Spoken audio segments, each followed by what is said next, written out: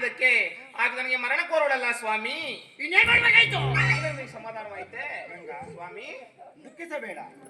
ಮುಂದೆ ಬಂದವಳಿಗೆ ಮರಣ, ಹಿಂದೆ ಬಂದವಳಿಗೆ ಶರಣು ಎಂಬುದಾಗಿ ನನ್ನ ಶಾಸ್ತ್ರದಲ್ಲಿರುವುದು. ಗಂಗಾ ಸ್ವಾಮಿ ದುಃಖಿಸಬೇಡ.